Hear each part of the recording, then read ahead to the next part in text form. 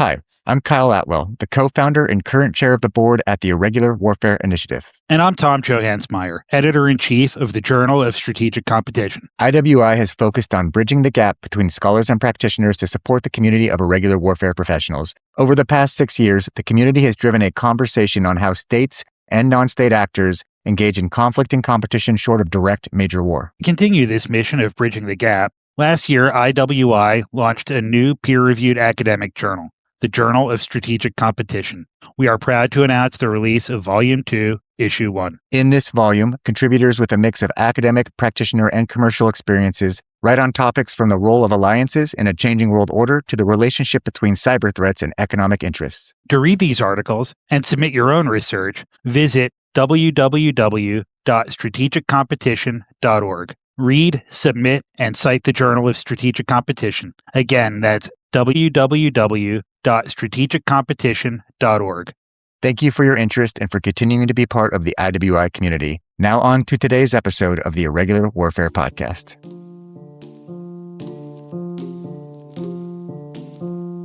Consistent with the theory of comparative advantage, we see that al-Qaeda actually is forming alliances post-2001 with groups that are relatively stronger than it, that are conducting more attacks than al-Qaeda itself is conducting. This is consistent with allying with operationally capable partners that give AQ a reach into these local conflicts in exchange for conferring its ideological clout.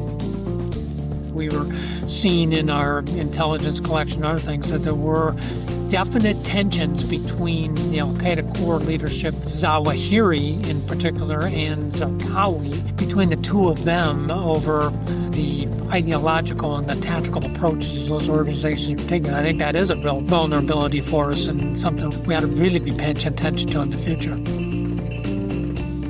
Welcome to the Irregular Warfare Podcast. I'm your host, Elisa Laufer. Today's episode examines why militant organizations pursue alliances. Our discussion today is anchored in Professor Chris Blair's recent article, co-authored with Phillip Potter, titled The Strategic Logic of Large Militant Alliance Networks. Our guests begin by describing the comparative advantage model for understanding militant alliance networks, whereby militant groups pursue alliances to fill organizational gaps. They then discuss how this concept applies to two cases, the Islamic State and al-Qaeda. Finally, our guests conclude the discussion of how policymakers can apply these insights to detect organizational weaknesses in militant groups. Professor Chris Blair is an assistant professor at Princeton University in the Department of Politics. Professor Blair's research mainly engages with questions of how counterinsurgency policies affect civilian and rebel behavior, and how prospective host countries respond to forcibly displaced people. He has published prolifically in top academic journals, as well as publications such as Foreign Affairs and The Washington Post. General Joseph Votel is the current Distinguished Chair of West Point's Combating Terrorism Center. He's a retired Army 4-star officer who, in his last active duty assignment, served as the commanding general of U.S. Central Command. During his 39 years in the military, he commanded special operations and conventional military forces at every level. You're listening to the Irregular Warfare Podcast, a joint production of the Princeton Empirical Studies of Conflict Project and the Modern War Institute at West Point, dedicated to bridging the gap between scholars and practitioners to support the community of irregular warfare professionals. Here's our conversation with Professor Blair and General Retired Votel.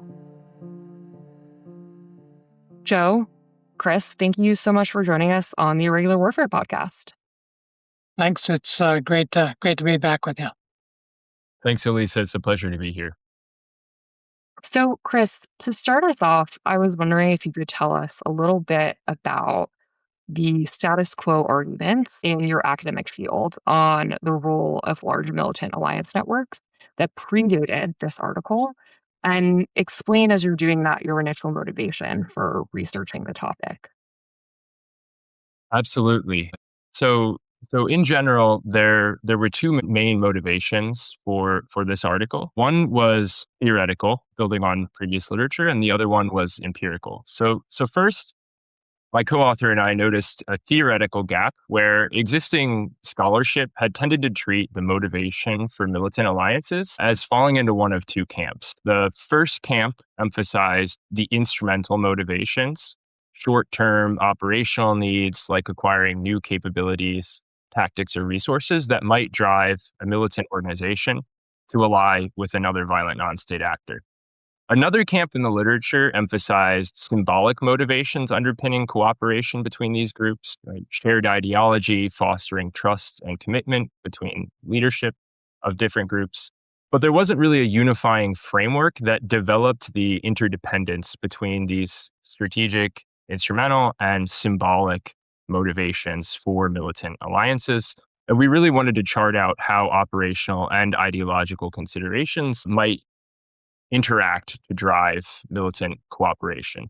The empirical puzzle that motivated us was the fact that al-Qaeda and the Islamic State were heavily invested in building large alliance networks, but many of the relationships that emanated from these alliance networks actually involved little or no material exchange from either al-Qaeda or the Islamic State to the partner organization.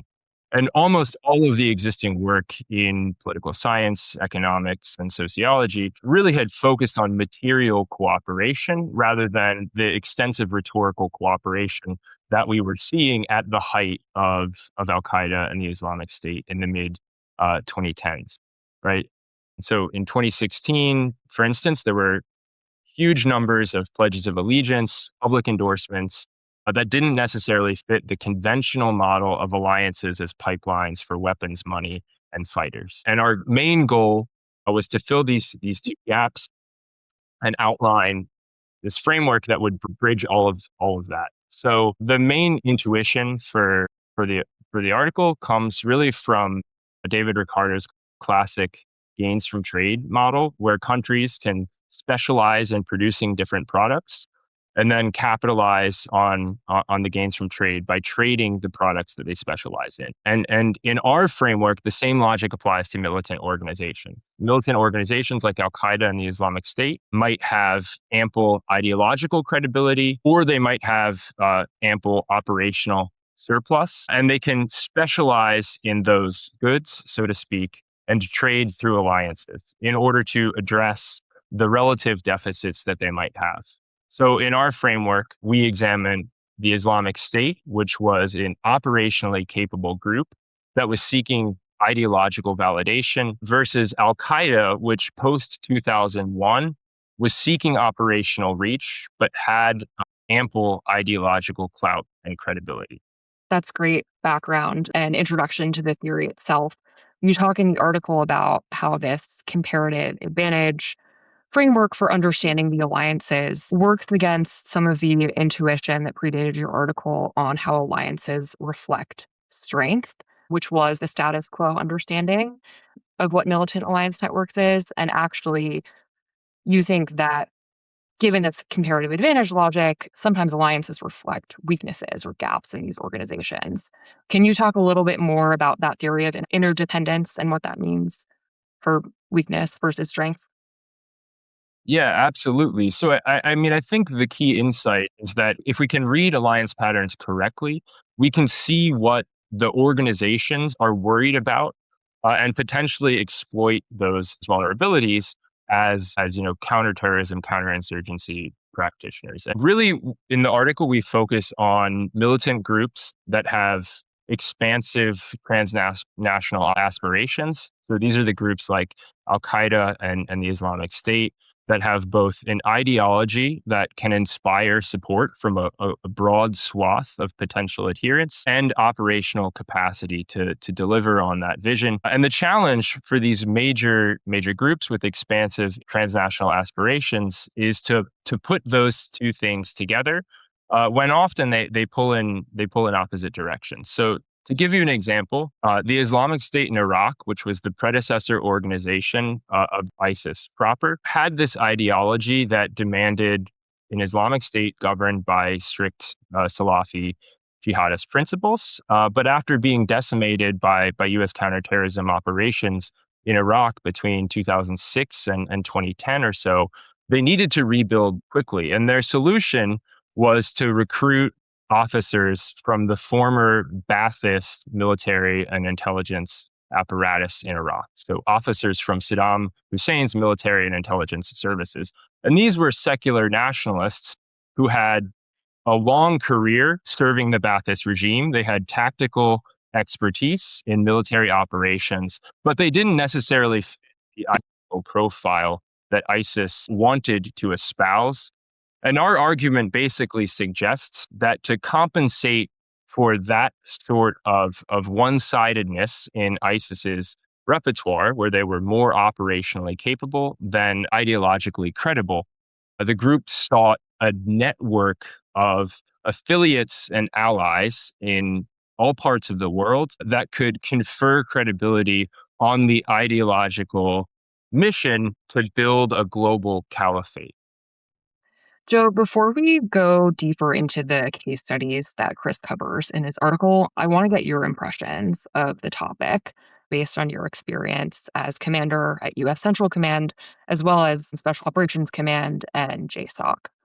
In your time leading these organizations, what were your general impressions on why militant groups pursued alliance networks? And I'm curious whether you noticed militant groups forming alliances specifically because they were weak in either operational capability or ideological credibility. Yeah, sure. Thanks. I'm happy to address that. I want to just start off by complimenting Chris and his co-author, Phillip Potter, on this really, really great article. I think it's really critical to have these kinds of articles get published because they really add to the intellectual discourse around counterterrorism. And I'm very, very pleased to join you today to have a discussion about this. So, Chris, congratulations on this really great work. To the question, I think from my observation, terrorist groups need a couple of things. They got to have an inspiring ideology out there that draws people to them, that draws attention to their cause, and then they have to have some capabilities in order to kind of back that up, to demonstrate that there's more than just there's actions behind their words in terms of what they do. And so those two things are critical components for terrorist organizations, I think, to be successful. So yes, I agree with the premise of the article that organizations, in particular the two we're talking about here, al-Qaeda and ISIS, for various reasons reach out and try to establish broader networks that help offset some of, well, at least what their perceived weaknesses are, and I think really draw more attention to their causes. And I think as the article kind of makes a really compelling case for each of these two major organizations had different reasons why they were doing that. In retrospect, I think that's very, very clear to us. I think in the moment, we may, to answer the second part of your question, Elisa, is that we may not necessarily see it the way that, it's kind of portrayed right now. I think as practitioners, we looked at al-Qaeda largely on the success of their attacks of 9/11, looking to expand their brand, to expand much more broadly. At the time, we may not have necessarily looked at it through the lens of them expanding their capacity as much as we were really looking about this everybody kind of jumping on the bandwagon. I think the same thing applies a little bit with the Islamic State. Clearly a different type of organization here, extraordinarily violent, and not only extraordinarily violent, but extraordinarily prolific in publicizing that violence in a way that we had not necessarily seen before. So again, you see groups jumping onto that, or others jumping onto that brand, so to speak, because they recognize the shock value that has for terrorist organizations. So I guess the point I'm trying to make to you is, I think in retrospect, I think we can see this very, very clearly. In reality, I don't know that it is necessarily as clear to the practitioner on the ground as to why organizations are jumping on with this. When you're engaged in the campaign, you're not necessarily seeing where they're trying to expand to, overcome for some type of weakness. That may be, a byproduct of trying to conduct counterterrorism operations at scale, which is exactly what we were doing in places like Afghanistan or Iraq or Syria or Yemen or wherever we happen to be. So I think there are some blind spots to us here. But yeah, certainly in retrospect, it becomes much clearer as to what these organizations were trying to do. Yeah, I think that's a really great and frank point about how, in the reality of, fighting these counterterrorism battles, it can be very hard to see the forest for the trees. And, these academic insights from articles like Chris are so helpful, but sometimes can't even be built until we have several, if not more, years of data to actually pick up on those patterns and draw them out clearly. Joe, you did say that even if the understanding of alliances wasn't exactly matched to what Chris and his co-author have picked up on in this article, you were attuned to the fact that alliances meant something, and that they were something to pay attention to.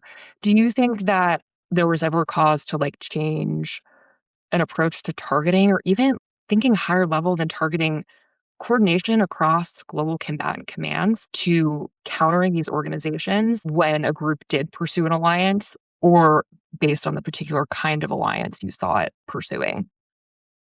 Well, yeah, I absolutely do. I mean, I'll stick with al-Qaeda for a moment. Certainly, a lot of our focus really at the beginning of the war on terror and then really continued throughout that certainly was on what we referred to as core al-Qaeda, that form of al-Qaeda that existed in eastern Afghanistan and in Pakistan that really, was the bin Laden, the Zarqawi flavor of al-Qaeda that really represented the senior leadership. Of course, that was the object of a lot of our initial focus as we went into the region and started conducting large scale counterterrorism operations, and they bore the brunt of a lot of our efforts.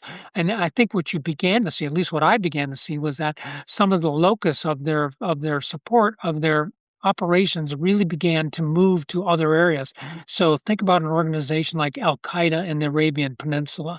That group of al-Qaeda, linked to al-Qaeda core, but actually located in Yemen, again, now beginning to take on responsibilities for external plotting, for advanced technology, for advanced terrorism techniques, and then in addition to waging a very aggressive campaign in Yemen that, unlike what we necessarily saw in Afghanistan, was actually focused on trying to control terrain. I think people lose sight of the fact, we think of ISIS this way, but in Yemen, al-Qaeda and Arabian Peninsula, AQAP, actually controlled a swath of central Yemen for a long period of time, which was a little bit of a, at the time, a source we didn't appreciate. It was a precursor to what ISIS was going to do, but that became the focus of our effort. We all were always concerned about the core al-Qaeda, and of course, it was not just the U.S. military, but it was the intelligence community was focused on that. And as they went to ground and they went to more challenging areas for us to target them in, we had to rely on some of our unique authorities and capabilities to go after them. But certainly in Yemen, that took on a major focus for us in terms of where we were going to be looking. So I think that's a great example of how that kind of migrated.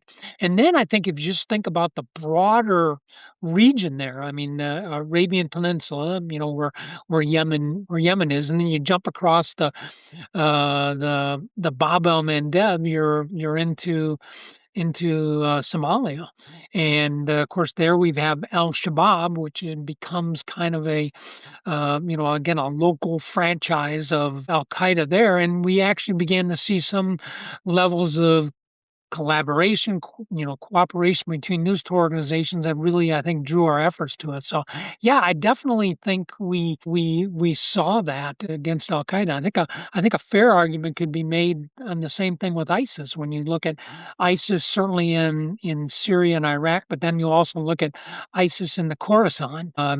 Again, back to Afghanistan, of course, I'm referring to that portion of Central South Asia where we found these organizations. That has become a bit of a focus for us as well. And again, we've seen that organization pick up some of the responsibilities for external plotting. So we had to pay more and more attention to that as well. So I definitely think there's several examples of that out there.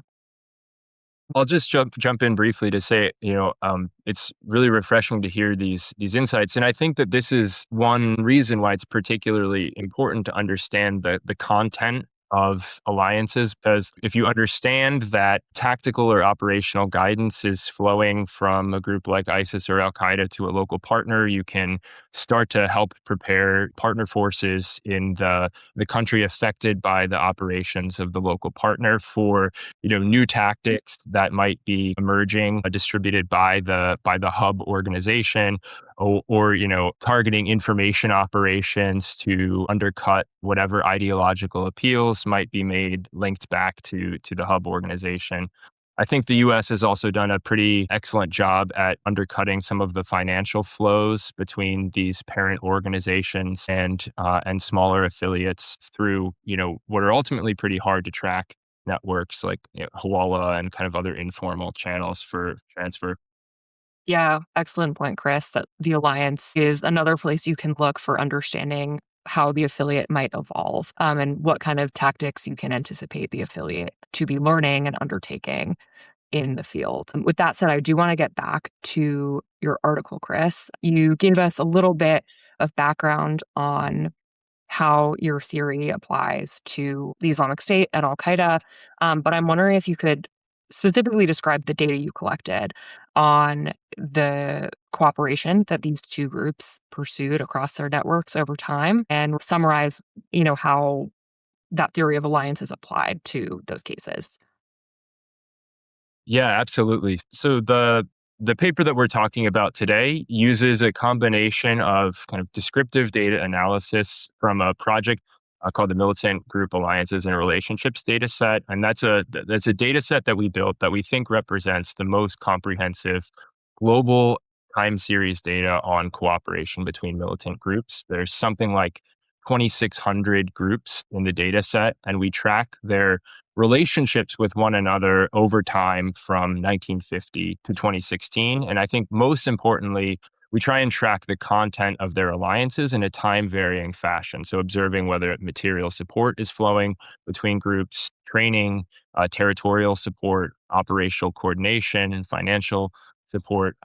And then in this article, we focus in on arguably the two kind of most prolific alliance partners that we've seen, certainly over the past 3 decades, al-Qaeda and the Islamic State. And, both groups maintained at their height something like 35 or 40 different alliances at one point in time. You can literally see the small drop in the alliances that al-Qaeda has as ISIS explodes onto the scene in 2013, 2014, and starts co-opting some of al-Qaeda's previous partners. But most directly for this article, consistent with the theory of comparative advantage, we see that al-Qaeda actually is forming alliances post-2001 with groups that are relatively stronger than it, that are conducting more attacks than al-Qaeda itself is conducting. This is consistent with allying with operationally capable partners that give AQ a reach into these local conflicts in exchange for conferring its ideological clout on those local partners. And so, because of its ideological reputation, al-Qaeda mustered these large kind of financial reserves. We see, consistent again with the argument that al-Qaeda is giving financial support more often than ISIS is giving financial support. ISIS, by contrast, channels its ample financial reserves into its own combat capabilities rather than into the operational capabilities of its partners like al-Qaeda. So on the flip side, the Islamic State has this really formidable operational capability. It's, tremendously successful on the battlefield, and it's remarkably sophisticated tactically. But it faces this ideological challenge after its split with al-Qaeda in 2013, 2014. And consistent with the comparative advantage argument that we make, which suggests that the Islamic State should try and compensate for some of its ideological deficits by conferring material support to partners who can provide it in turn with the sort of ideological support it needs for its global caliphate project, that ISIS overwhelmingly allies with much weaker partners who are often only giving a rhetorical confirmation, a pledge of allegiance to the Islamic State's caliphal project. And ISIS is passing in exchange operational support, tactical advice, battlefield coordination to these groups. So opposite dynamics emerge in the data concerning the content of al-Qaeda and the Islamic State's alliances that line up with our expectations about what the comparative advantage logic suggests these groups need. Really fascinating findings. And Joe, I'm curious to hear your reaction. Does the way Chris describes these two organizations and their different approaches to alliances map to what you were seeing on the ground and what you know now with all the time that's passed? Or do you see things slightly differently? Yeah, I agree with the summary that Chris laid out there. I mean, I think very clearly when we saw in summer of 2014, when we saw ISIS begin to move very, very quickly, we recognized that this was, even before that, we recognized that this was a different animal. And one of my good friends, Mike Nagata, who was the SOC Cent commander at the time, always referred to this as a kind of a terrorist army. That's what we were actually looking at, which is a different characterization than how we thought about al-Qaeda. So we definitely picked up on the differences in this. Clearly, their use of social media, their recruiting efforts, the very obvious recruiting of foreign fighters coming from literally hundreds of countries through a well-established network. I think all of this was very well known to us at the beginning, and this represented, I think, a very significant difference between these organizations and how they were going about their own specific objectives here. So yeah, I definitely agree with Chris's characterization of this. Great.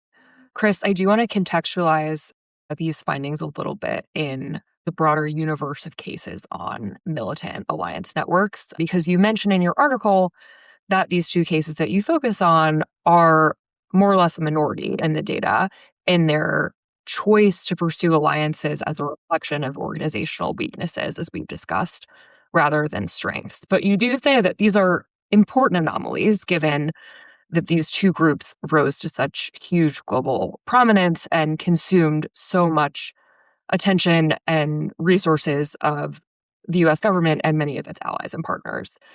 All militant groups face challenges and have weaknesses. So what do you think it is that's different about al-Qaeda and ISIS that drove them to pursue alliances as a response to ideological or operational deficits? And why are you not seeing that elsewhere? Yeah, absolutely. I mean, I think it's absolutely true that al-Qaeda and the Islamic State are unique and exceptional groups. They're, the most effective and powerful militant organizations I think that we've seen in the past 3 decades, far and away. And two factors really distinguish them in my mind. The first is that these organizations have uniquely expansive transnational goals, right? Most militant groups have pretty local or regional goals. And this is true even of highly capable groups like the Taliban, right? The Taliban has won in Afghanistan, but their goals are local. So many militant groups have goals like regime change, secession, autonomy for the ethnic group that they claim to represent. But al-Qaeda and ISIS claim to lead this universal movement. And that creates some unique pressures. They have to demonstrate global relevance. They have to attract supporters around the world. They have to compete for leadership of this broader kind of jihadist community. Local groups can often survive just with local legitimacy. AQ and IS need this global reach. And then relatedly, second, are the structural tensions between ideological purity and battlefield pragmatism, right? So because they claim this universal authority, al-Qaeda and the Islamic State often faced heightened scrutiny when they compromised on certain ideological principles, like ISIS's incorporation of former Ba'athist elements into its fighting force was ideologically problematic in ways that wouldn't matter for purely nationalist insurgent groups like we saw operating in Anbar in Iraq between 2004 and 2007, say. Al-Qaeda, similarly, after their post 9/11, operational decline, that decline threatened their claim to lead the global jihad. And these groups, because of those expansive aspirations and this kind of tension between ideological purity and pragmatism, they can't just be effective in one domain. They have to be seen as both ideologically legitimate and operationally relevant simultaneously in a way that many other groups do not. So alliance networks then, for these groups specifically, become a mechanism for resolving the kind of tensions that I just outlined at scale. That said, I do think that the research offers some insights relevant for many other groups. And in the article, we talk about, for instance, leftist movements like the Red Brigades and Action Direct and the Baader-Meinhof group in Italy and West Germany during the Cold War, which were engaged in a kind of similar trading of ideological clout for operational capabilities within the network of leftist movements. And similarly, Chechen groups in the 90s tried to latch on to an Islamist ideological frame as a way of augmenting their operational capabilities with the kind of virulence endowed by ideological credibility. Yeah, so it sounds like the challenges that these two groups faced in balancing those two areas of organizational strength come from how they've defined their organizational goals. And what you're saying is it's actually pretty rare for militant groups to define such broad goals. And, your average local rebel group, it doesn't need ideological credibility with global reach because their goals are locally focused. Am I understanding that correctly? Absolutely. I think that's a fair characterization. And I'll just add that although it is rare, it's extraordinarily disruptive when it does happen, which is precisely why these are important groups to understand. The U.S. and its partners spent literally trillions of dollars since 2001 trying to fight these organizations. Yeah, definitely. And you also make the point in the article that you're talking about relative strengths and deficits. And so while ISIS and al-Qaeda, each might only be better at one, they're both still probably more proficient, again, than your average small local rebel group. And because they have that global mandate and global ambitions, and after a certain amount of time, resource, that's where they're able to draw on other partners to fill those gaps. So yeah, really fascinating. Absolutely. As we've kind of discussed, Chris, already, you discuss in your work how the Islamic State prioritized more rhetorical alliances. So we're looking at pledges without a ton of material exchange, while al-Qaeda invested heavily in material support to affiliates so that they could advance their operational reputation through reach and recognition in local conflicts. I'm curious to hear from both of you, if you kind of put yourself in the shoes of a special operations team leader, do you think your approach to disrupting an IS affiliate should differ from that of disrupting an al-Qaeda affiliate based on that distinction? Yeah, I definitely think there should be some differences to the approach here. I think the practical aspect is there probably isn't much difference when it comes to when the rubber meets the road. I mean, these largely were the military tactics that we employed against both those organizations. I think, if not exactly the same, certainly some rhyming among all of them. I mean, kinetic strikes, raids on the ground, enabling partner forces to go after them and to remove them. So I think some of that is there's some commonality to it.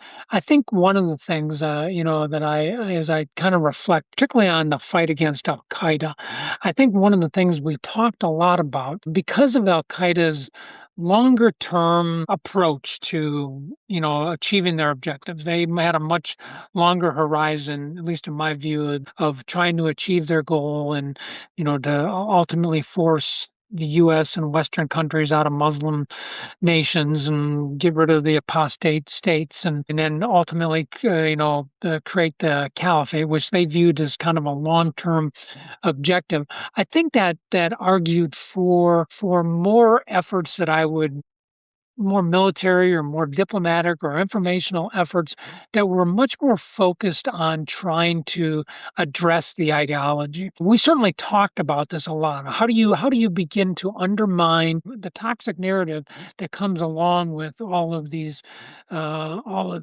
of that organization? How do you begin to address that in countries that are vulnerable and populations that are vulnerable? We spent an awful lot of time talking about that.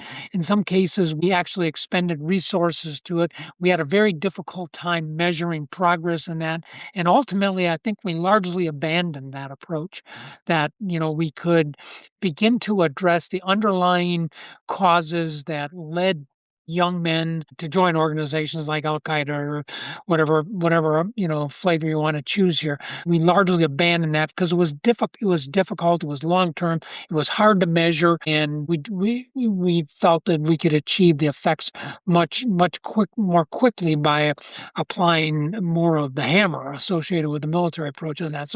So I do think we probably missed on that. I don't want to suggest that was missed, because I think there were lots of people that talked about that. I know I was engaged in a lot of discussions about that with counterparts from the Department of State and various CT organizations that we had here, that we wanted to focus on that, but yet that did not prove to be a viable approach for us. Well, viable is not the right word. It was not one that we favored, frankly, for the reasons that I've cited to you. We couldn't measure it. We weren't sure of it. We were unsure of where the resources were going and how they're going to be accounted for. And we couldn't trust that. But what we could trust was kinetic operations. We could trust military operations against these we could look at, we could measure, we could see the effects on the ground. We could see what that was doing to the networks, which in many cases was very successful in disrupting those networks and removing leadership, tearing apart the network that existed there. So,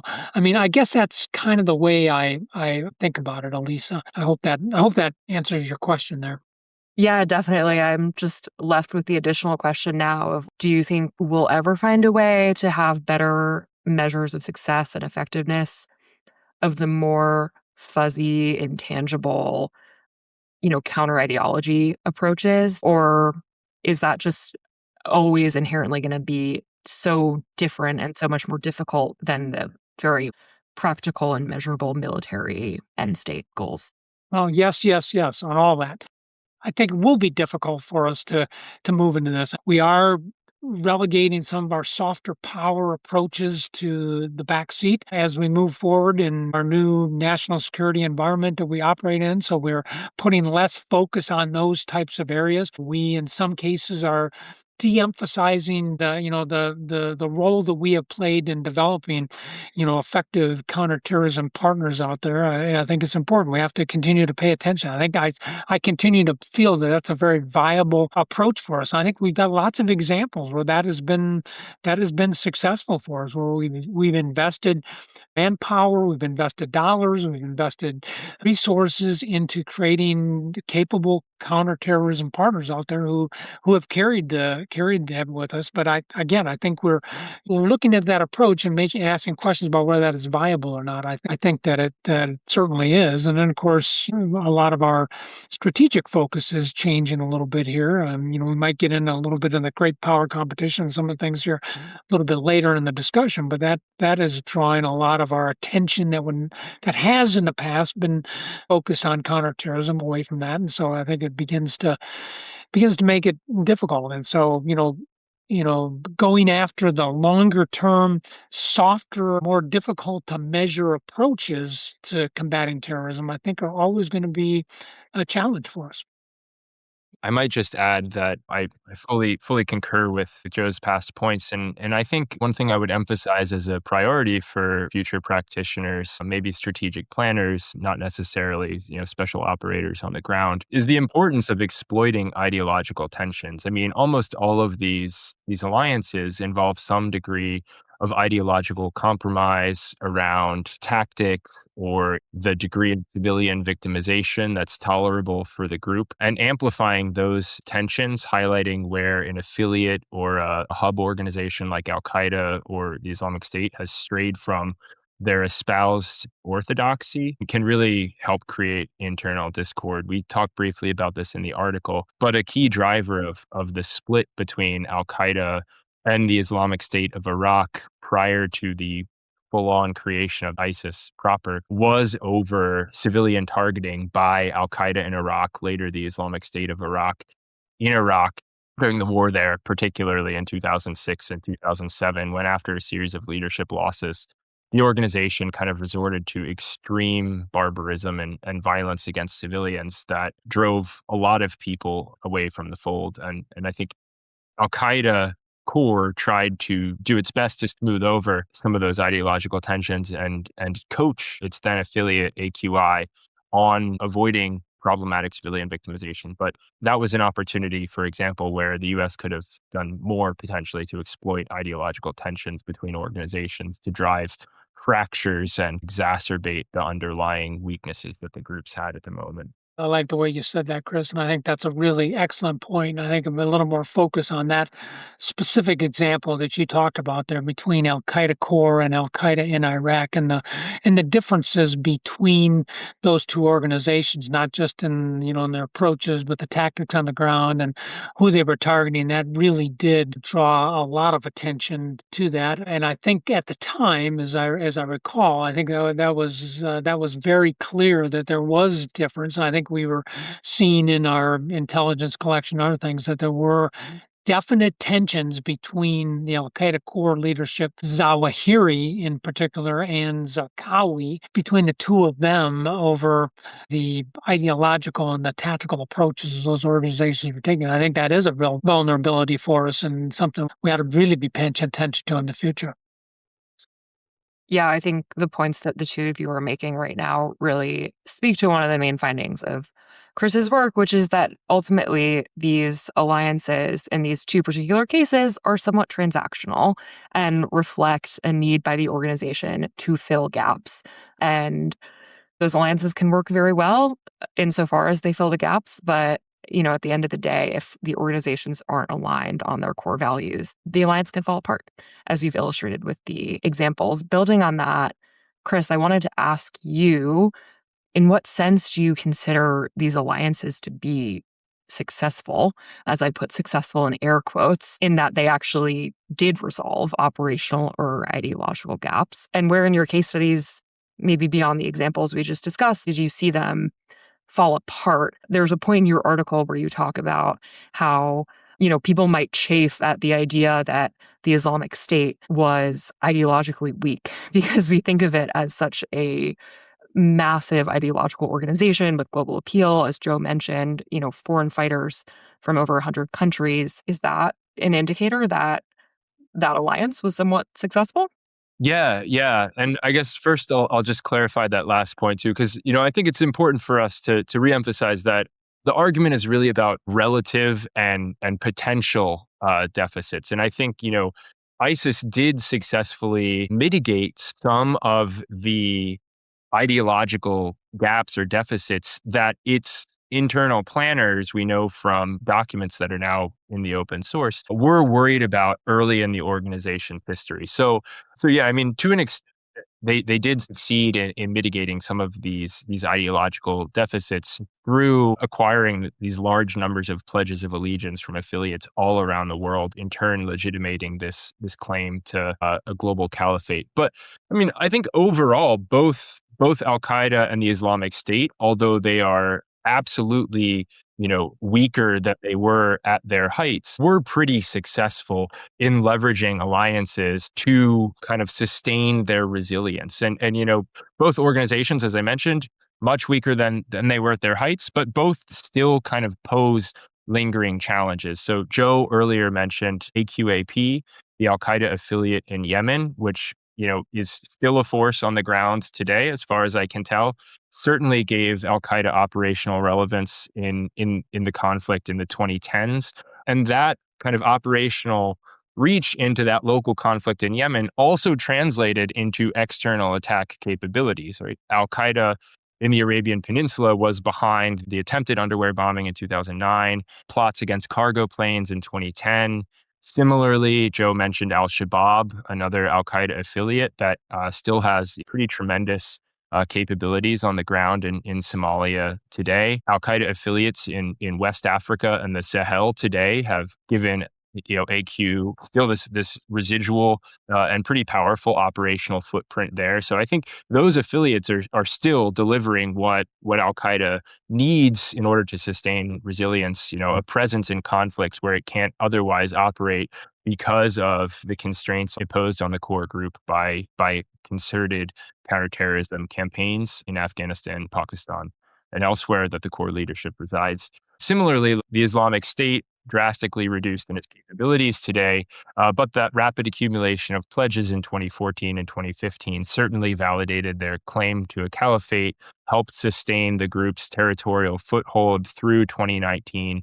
And today, again, Islamic State affiliates, give the group kind of lingering operational reach in far-flung theaters all around the world, from the Sahel and West Africa to Somalia and the Philippines. And so, certainly the alliances fell apart in some cases. We've talked about the Al-Qaeda in Iraq relationship as one, clear example of alliance breakdown. Boko Haram similarly split into factions after one part of the group affiliated with the Islamic State in 2014. So certainly, there are pretty clear cases where some of these alliances have fallen apart. But overall, I think both groups have leveraged their broader networks as a source of resilience.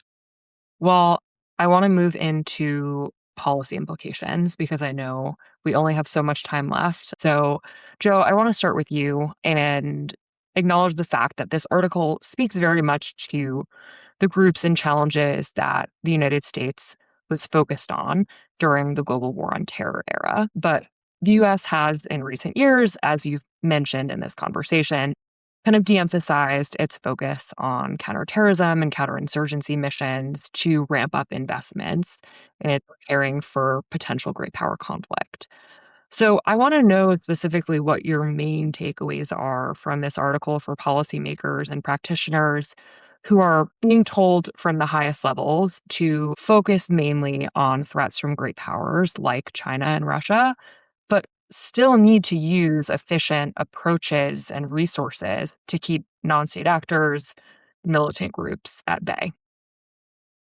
Yeah, thanks. I think it's a really important question to consider, and I'm glad you asked it there. And I would just share, for the record here, is the CENTCOM commander during some of my posture hearings with the armed services committees. I mean, I acknowledge the fact that our necessary focus on China and great power competition was really existential to us, and we had to pay attention to that.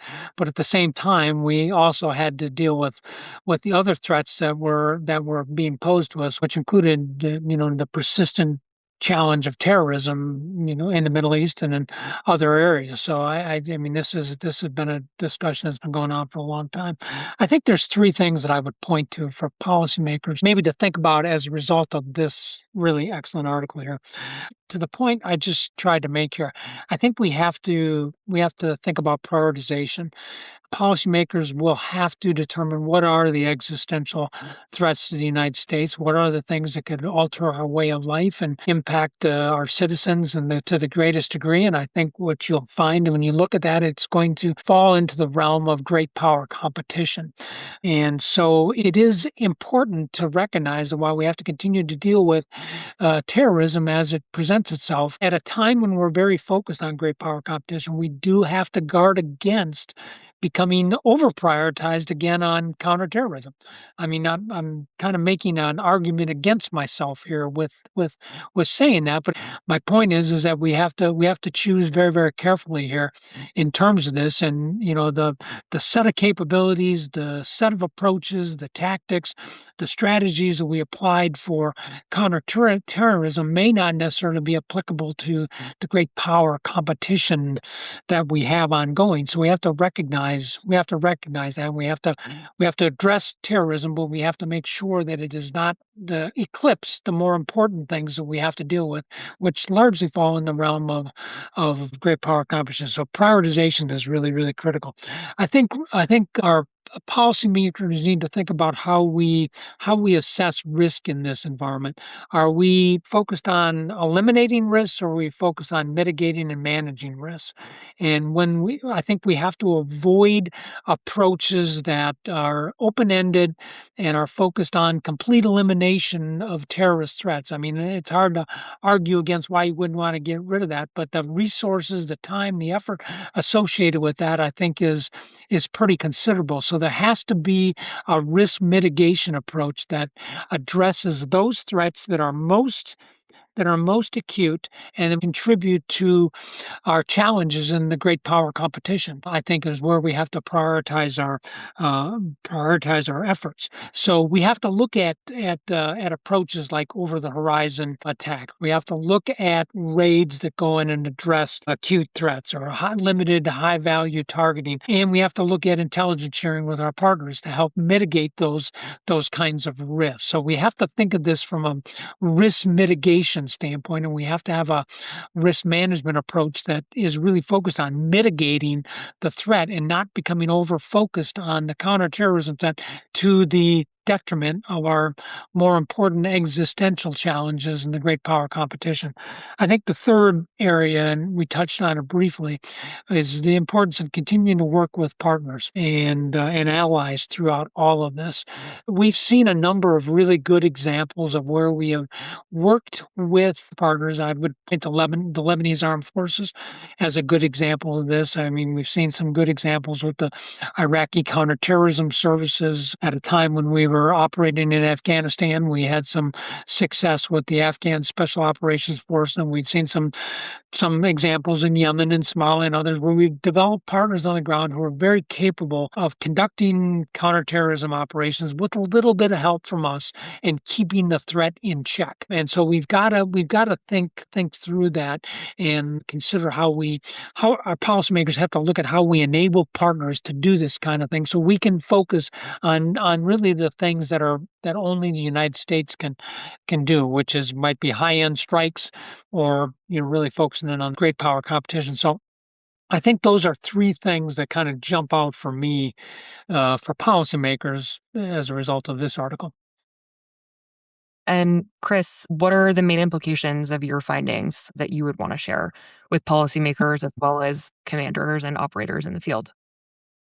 Absolutely. I mean, I think I completely agree with everything that Joe just outlined. Ultimately, I believe that, analyzing alliances, examining the content of militant alliances in order to surmise potential organizational vulnerabilities or weaknesses of the groups involved is really a low-cost intelligence tool. It requires data collection and analysis, but that's cheaper, easier often than kinetic operations. And so, if we're really interested in a great power competition world, in preserving scarce kinetic resources for high-end threats, using the framework here to intuit organizational vulnerabilities and exploit those through non-kinetic means is a way to kind of break apart militant alliances, potentially without ever needing to put boots on the ground or drones in the sky, or to kinetically target some of these groups. So I think prioritization is absolutely key, but really thinking about analyzing the content of alliances as a diagnostic tool is ultimately the main application here, right? We can understand what organizations are worried about and where they're vulnerable, and that then is central to informing resource allocation and strategy and things like that. I guess the second point, kind of also related to things that Joe said, is that different organizational models might require different approaches. The al-Qaeda model, ideologically resilient, operationally constrained, is probably harder to defeat than the Islamic State model, just because the Islamic State was more vulnerable to conventional military pressure. And so I think for commanders and operators on the ground, the key is going to be tailoring disruption strategies to alliance types. High visibility operations that undermine the caliphate narrative might work better against the Islamic State.